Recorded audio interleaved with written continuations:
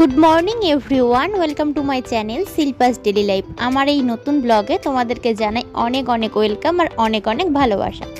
দেখো, সকাল থেকে আমি ভিডিওটা শুরু করছি।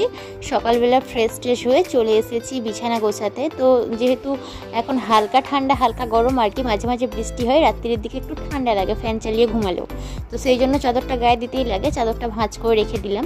এরপর একেবারে চুল টুল আঁচড়ে চলে যাব রান্নাঘরে, কারণ কি সকালবেলা তা না হলে আর সময় হবে না। চাটা খেয়ে দিয়ে না একটু ফোন ঘাঁটতে শুরু করে দিই, তারপরে আবার টাইম হয়ে যায়, রান্না টান্না বসাতে হয়, তো এরকম একটা ব্যাপার। তো একেবারে দেখো চুল টুল সেট করে বেঁধে নিলাম, সিঁদুরটাও পরে নিলাম। তো তারপরে আমি চলে যাচ্ছি এখন রান্নাঘরে। আর এই যে চায়ের পাতাটা নিয়ে এসেছিলো বর, সেটাই যাচ্ছি চা ঢালবো বলে কৌটোর মধ্যে। আর এখানে চাটা আমি বসিয়েও দিয়েছি। আর অন্যদিকে দেখো দুধটা গরম করতে বসিয়ে দিয়েছি, তো না হলে খারাপ হয়ে যাবে দুধটা, সেই জন্য। আর কালকে দেখো বোন বিকেলে এসেছিলো আর মা পোড়া পিঠে বানিয়ে পাঠিয়ে দিয়েছে। যেহেতু আমি পোড়া পিঠেটা খেতে ভালোবাসি কিন্তু বানাতে পারি না আর সময়ও হয় না, আর সেই জন্য মা বানিয়ে পাঠিয়ে দিয়েছে। আর এইদিকে তালের বড়াও পাঠিয়েছে, তো তালের বড়াটাও খাবো। পোড়া পিঠেটা কালকে খাওয়া হয়নি, তালের বড়াটা কিছু খাওয়া হয়েছিল। আর নারকেল নাড়ু, মায়েদের হয়েছিল পুজো, তো নারকেল নাড়ু পাঠিয়ে দিয়েছে। এটা মায়ের জামাই ভালোবাসে বলে সেই জন্য মায়ের জামাইয়ের জন্য পাঠিয়েছে। আর এখানে দেখো এই বিস্কুটটাকে আমরা মুরগির ঠ্যাং বলে থাকি, তো এই বেকারি বিস্কুটটা পাঠিয়ে দিয়েছে। তো এত কিছু নিয়ে এসেছে বোন কালকে। আর তারপরে দেখো আমি চলে এসেছিলাম রান্নাঘরে। রান্না করার সময় হয়ে গেছে, সেই জন্য আমি রান্নাটাও বসিয়ে দিলাম। ভাতটা আগে বসিয়ে দিলাম, তারপরে সবজি টবজি কেটে বাকি রান্নাগুলো করব।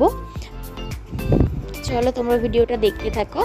এখানে দেখো আমি একটু পেঁপে সেদ্ধ দিচ্ছি আর একটা করলা সেদ্ধ দিয়ে দিচ্ছি। তো বাপির যেহেতু সুগার, তো সেই জন্য বাপিকে করলা সেদ্ধটা দেওয়াই হয়, রোজই খাই, তো বাপির জন্যই দিয়ে দিচ্ছি। মাঝখানে কি করতো, বাপি করলাটাকে না টুকরো টুকরো করে কেটে ওটাকে গ্যাসে বসিয়ে দিতাম, রস সমেত সেদ্ধ হতো, তো বাপি সেটাকেই খেয়ে নিত।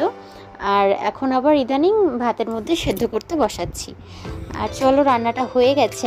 এদিকে আমার রান্নাটাও হয়ে গেছে। আলু ভাজা করে নিয়েছি, পোস্ত ছড়িয়ে পটল ভাজা করে নিয়েছি। আর বাপি আজকে বাজার থেকে মাংস নিয়ে এসেছিল, তো দুটো জায়গায় আমি আলাদা করে বেড়ে রেখেছি, কারণ কি একটা আমরা এবেলা খাবো আর সেবেলা যেহেতু বর বাড়িতে আসবে ওর জন্য রেখে দেবো, সেই জন্য দুটো জায়গায় আমি আলাদাভাবে সরিয়ে রাখছি। 6টা 8 বাজে, এতক্ষণ ধরে জামা কাপড়গুলো আয়রন করছিলাম, প্রায় 6:45টার দিক করে।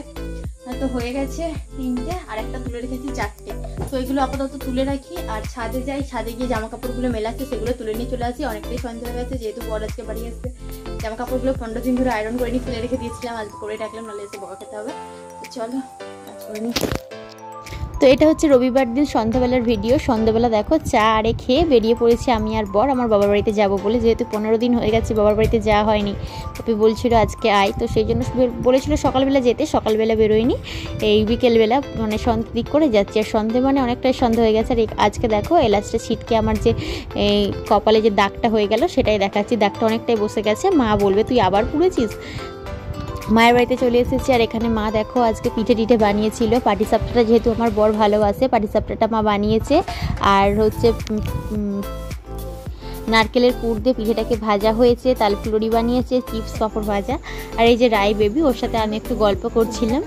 আর যেহেতু ওর পিসিও বাড়ি চলে গেছে, আমিও অনেকদিন আসিনি, সেই জন্য ও আজকে যেই আসছে তাকে ছাড়ছে না ওর কাছে। আর বাড়ি চলে এসেছি, এখন প্রায় রাত্রি 10টা মতো বাজে। মা মাংস বানিয়েছিল সেটাই পাঠিয়ে দিয়েছে, তো এটা দিয়েই আজকে রাত্রের আমাদের খাওয়া দাওয়া হয়ে যাবে। আর সকালবেলার একটু আলু ভাজা রয়েছে আর ঝোল রয়েছে। দুপুরবেলা ঝোল বানিয়েছিলাম আজকে, মাছের ঝোল, সেটা বাপিকে দিয়ে দেবো। চলো আজকের মতো ভিডিওটা আমি এখানেই শেষ করছি। কেমন লাগলো অবশ্যই কমেন্ট করে জানিও।